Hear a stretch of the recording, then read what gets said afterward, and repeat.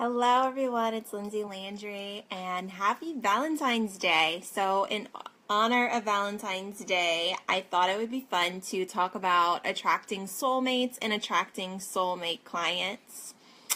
So, I actually, this morning, I started to think of a story and just my own journey with like the whole Valentine's Day thing and spending so many years feeling like I was alone and feeling like I didn't have a Valentine. And yeah, and that was like actually a huge part of my spiritual journey and the journey leading me to energy work and leading me to like wanting to figure out, what is how can I start to attract relationships and how can I attract healthy relationships? So not even just in a significant other, but also in friendships, because I spent so many years attracting friendships that weren't good for me, or even bosses. So this is a really fun topic for me, and actually part of the big leap. So when I look back and think of things that I've always been good at or things that people have always come to me for, and relationships is one of those things. So even I can remember like sixth grade, when people started to have boyfriends and girlfriends and be interested in, having a boyfriend, girlfriend.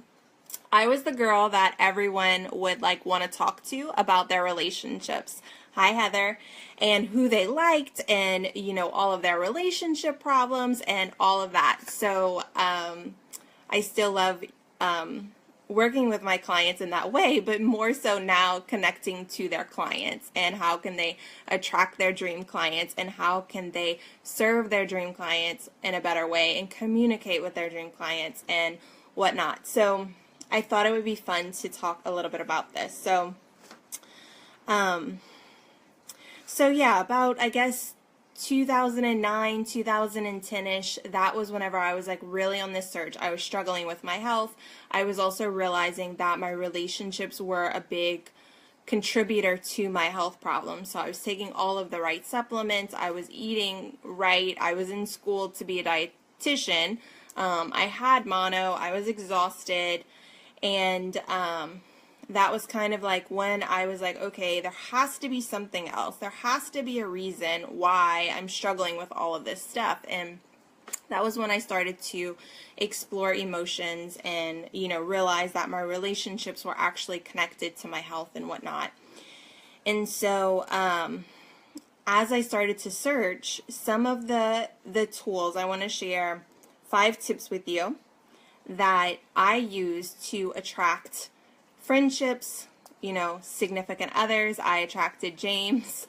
And then also I started to use these same tools to attract my soulmate clients, because when I started my business, I realized that, you can attract clients, but not everyone is going to be the perfect fit, and you're not going to love working with everyone the same way, the same capacity. So I then upturn these tips into applying them into my business. So here we go. We're going to dive in. So the first tip is getting super clear in what doesn't feel good. So whatever area you're using this towards, so whether it's friendships, whether it's relationship with a significant other, or clients, getting super clear in what doesn't feel good. So some of the things for me was one-sided relationships. So if I'm talking about friendships, relationship, one-sidedness, I started to realize that did not feel good. I really desired to be met, to be seen, to be supported. And I started to see and realize that I was the one always supporting. I was always showing up for others. And then when I was emotional or when I needed something, I felt like no one was there. So that was like one of my examples of like what I started to get clear on, what didn't feel good to me. Also, when friends wanted to do something, I was always super available. And then when I wanted to do something, I felt like no one was there to, do things for me. Like I felt unsupported. I felt like I didn't have anyone there.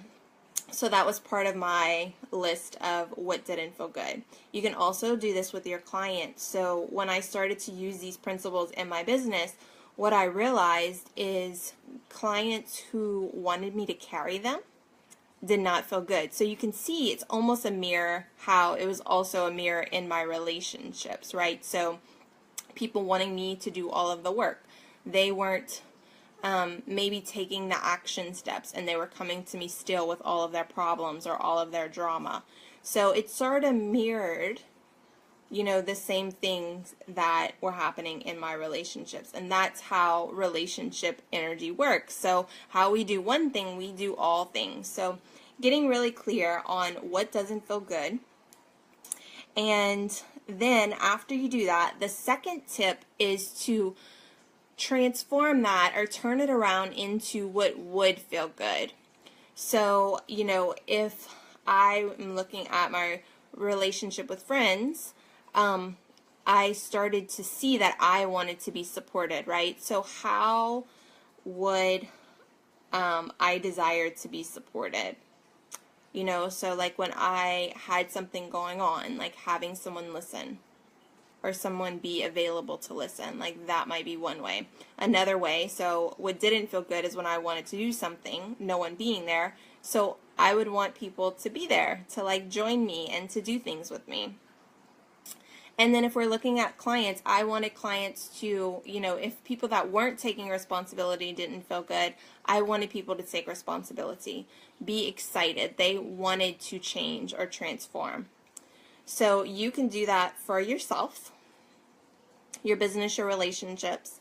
And then the third tip, so once you start getting clear on that, on what would feel, get clear on what you desire from your relationships and how you want to feel. So when I did this for attracting a soulmate, I got super specific. I was actually at Kripalu at the time when I was doing a lot of this work, and I remember sitting down with my roommates, and they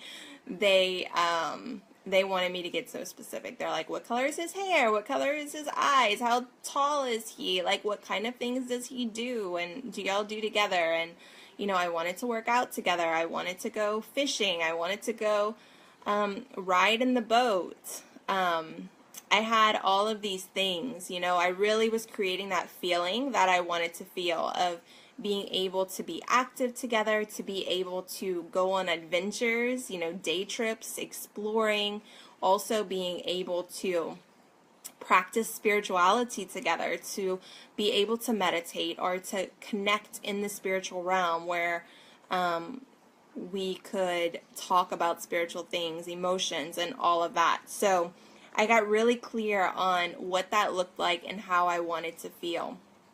And so you can do this, again, for your own relationships and or your relationship with your clients. And then the fourth step is asking yourself, how can I give those things to myself? So as I got really clear on what I wanted from a relationship, then the next thing that I did is I started to ask myself, how can I apply this to my life? So I did things like I would go to the park by myself. I would go to the coffee shop by myself, putting myself in the energy that I wanted to be in with someone else. We can also do this with our clients. So I see a lot of people, wanting to attract clients, trying to get clients, and they're spending a ton of time marketing and in Facebook groups, like posting and sharing all of these things. And what they aren't doing is actually feeling the feelings that they want to have when they have the clients. And they aren't creating that feeling for themselves. So what it does is it's the same thing if you think back to high school or even junior high when there was a girl that really, really liked a boy, right? And the boy just wanted nothing to do with her because it was almost annoying to him, right? And he probably liked the girl that wasn't even paying attention to him. The one that was hard to get. And so when we are like striving and trying and, doing all of these things to try to get clients, it's that same energy of trying to get somebody's attention or trying to get somebody to like you. And then what happens is they're attracted to the person that's just doing their thing, you know? They are happy hanging out with their friends or whatever they're doing, and they're not so much worried about trying to get the person's attention. And so in our business, it's the same thing, and it's the same energy. So you can really look at, what are you desiring from your clients? If you're desiring your clients to go deeper so that y'all could work on deeper topics together, then you need to be willing and available to do that work for yourself. So when I was working as a dietitian, making food plans was really boring to me. Like, that was not the kind of relationship that I desired, to have with my clients, or for people to show up and ask me, like, what should I eat? And because I wanted to be talking about some of the deeper topics, and I wanted to explore what is, really the underlying issue. So I needed to be willing to do that work for myself. So what that could look like is actually journaling. So doing that own journaling around things in my personal life, around those topics. Or maybe being willing to have those deeper conversations with some of my friends, or maybe a mentor or a coach. So when we are willing to get in that energy by ourselves or for ourselves, then we can start to call in the energy that we desire. If you are wanting a client so that you can feel abundant or you can feel successful, well, what can you do today to feel abundant and successful? And I think I talked about this a little bit in my video earlier this week with the Big Leap. So, if you think about what will you be doing when you have money? Like, what is the thing that you really want to do? Like, why are you working so hard for this success? What is it that you want to do when you get success? So, when I really think about that, the things that I want to be doing is like enjoying nature. I want to travel. I want to be able to have coffee outside. I want to be able to enjoy my day and go with the flow and be inspired. And so when I really look at those core feelings that I desire, then I can plug into how can I give myself that now without a client needing to show up for me to feel it, right? Or without needing the money to show up for me to feel it, because money is a relationship too. Money is just like a relationship that you would have with a person or with a client. It's a relationship. So when we have money blocks, we also have blocks in our ability to have relationships with ourselves, with others, with energy. So when you start to really get clear on what those feelings are, then you can create space in your daily life. Or just like you would for another person, or just like you would for that client, you can create space in your daily or weekly life to plug into those feelings. So example, like before I did this video, I went for a walk, and it was even about to drizzle, and I went for a walk anyway, because that is something that I desire to do for me. So yeah, as you are listening and tuning into this, I would love to know what's coming forward for you, and yeah, we can have a conversation about this in the group for sure. And so the fifth step is be open and unattached. So just like dating, you want to be open, you want to be available, but you also want to be unattached. So my dating story, so I did online dating, and I was never a good dater. I always had really high expectations, or somehow I would, I always really had high expectations, but I would still end up attracting the wrong people, where I was giving and, pouring out my heart and soul, and they weren't giving anything in return. And so I had a lot of resistance to dating because, and even to clients. So when I started my business as a dietitian, I had a lot of resistance to clients because I felt like, they don't get me. They don't know what my work is. I really don't want to be doing this surfacey work. So again, it's the same story that I was telling myself with guys, you know, when I was doing online dating. I didn't want to be doing surfacey stuff. So I didn't want to just go to a bar and drink. I wanted to get to know the person and actually get to know who they were and talk about deeper things. So one of the shifts that I had to make was being willing to be open. And, you know, the way that I did that, I did online dating because I didn't like to go to the bars. And it looked like going on dates, even though I knew it wasn't a perfect fit.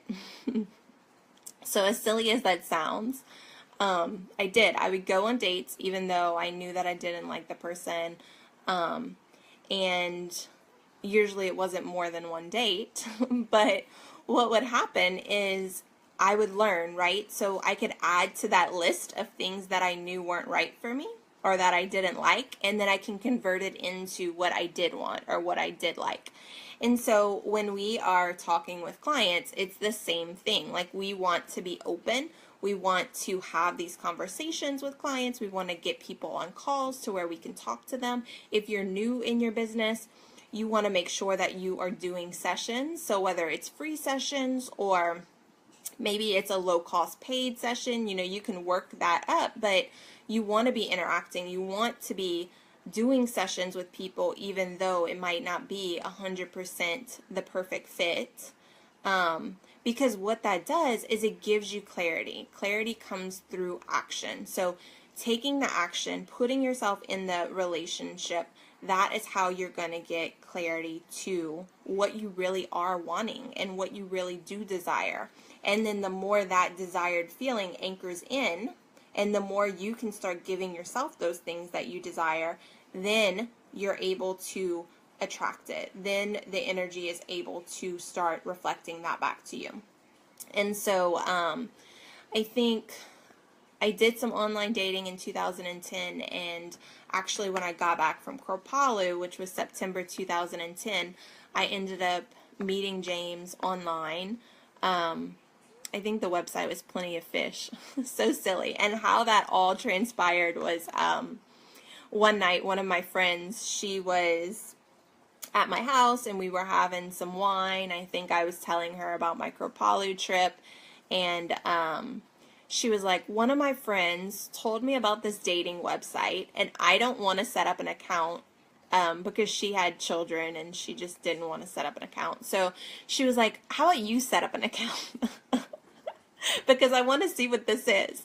And so I set up an account, and then like a month later, me and James connected, and actually we were friends for like 4 months because he lived almost 3 hours away from me. But it was so interesting because our stories paralleled. So when I was at Kripalu, he was in Colorado doing some work, and it was a time when he really started riding his bike and exercising and meditating and connecting to himself more spiritually. So I was, you know, in Massachusetts. I had left Louisiana to go do that, and I was connecting to myself spiritually, and he had also did the same thing, right? So same exact timeline.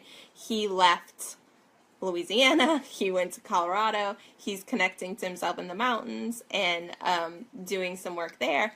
And so it was just crazy because our stories paralleled, and even on his profile, I remember he had stuff about meditation and, you know, being spiritually connected. And so I think our first couple of conversations were really about like, wow, this is really interesting. Like, our stories overlap and connect, and we started talking about crystals and energy and all of these things. And so for about 3 months, we just talked about energy and crystals and spirituality and whatnot. And it was actually December, it was the day after Christmas, December 2010, when we actually met for the first time. And I was visiting family, and so I went to New Orleans, and we ended up having, I wouldn't even call it a date. We just went to the zoo to meet and hang out, and we had a picnic, and we talked again. He brought stones. I probably had like essential oils. I don't remember, but we connected. And then the next date that it wasn't even a date, but the next time we met was in January, and we went have energy work together. So I went to Baton Rouge. He came from New Orleans to Baton Rouge, which is an hour both ways. And so we met and we went have energy work, which is like the craziest date ever, right? But it wasn't really a date. And so yeah, that was like the things that we connected on. And then I think after that, February was actually when we officially started dating. And so, these are the principles that I use. This is what I use to attract a relationship that was, what I wanted. And it doesn't mean that it's going to be 100% easy, right? Because even in a spiritual relationship, we have so much to teach each other on a spiritual level, which, so there's a lot of growth. I've talked about with the Big Leap how relationships is one of my upper limits. And it's because it's a huge growing point, And so, yeah, so these are my steps. I've used them for my relationship with James. I've used them to attract clients. And I invite you to play around with them and use them in your life too, whether you're wanting to attract friends, maybe you're wanting to attract some soul sisters or new clients, whatever that is for you. And also, if you are just feeling the urge to do some energy work and to shift your energy, and you know that maybe some blocks are holding you back from attracting the clients or the next level in your business, I still have a couple of spots left for my Eclipse special. So I will post the link for that in the thread if you're interested. I would love to work with you. And just a little bit about how I do my session. So the base of my session is Reiki, and the base of all the work that I do is, basically infused with Reiki. But the work that I do with my clients is a lot deeper than Reiki. And so I use actually the technique that I've been learning over the last 9 months, which is a deep energy technique where I read the energy and I also bring you through an experience, a guided meditation where I'm telling you what I see, letting you see and feel it, and then we together work to clear the blocks and to align your energy. And so how this is different from just having a plain Reiki session is you are actually having the experience. And when you are able to move your own energy and have the experience for yourself, it is allowing you to reprogram your subconscious, because the way that we imprint patterns in our subconscious is through experience. So, if somebody, just let's use like verbal abuse. If somebody your whole life told you were stupid, well, then you might start thinking that you were stupid, right? Because you had that experience where that was happening. Or, the same thing with money. If you have a money story, well, a lot of times it's because of the experience that you've had with money.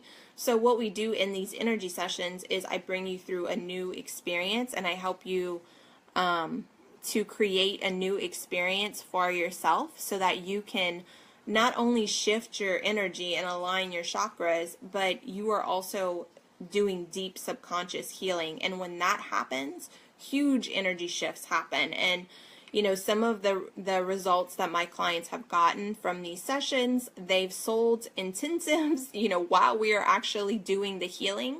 Even whenever I did the free calls a couple of months ago, and I facilitated free energy sessions with people that I absolutely didn't even know. They just applied in the group and I randomly picked people.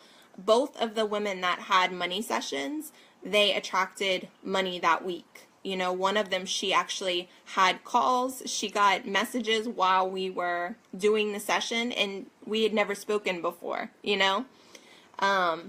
The other one, she had told me that was one of her best weeks. So just saying, this is powerful healing. And it's not only about money that we can do these things. We can do it around anything that's coming up for you. So if you're knowing you're ready for something to shift, you don't even have to know what it is, but you just know that there's something that needs to shift. You're craving more. You're ready to go to the next level in your business. You're tired of hitting against the same walls. Then I would love to work with you in this eclipse special. This is the time. If you do the work now, then your energy is going to be free and open to accelerate when the solar eclipse comes in a few weeks. So posting the link in the thread and sending you so much love for Valentine's Day.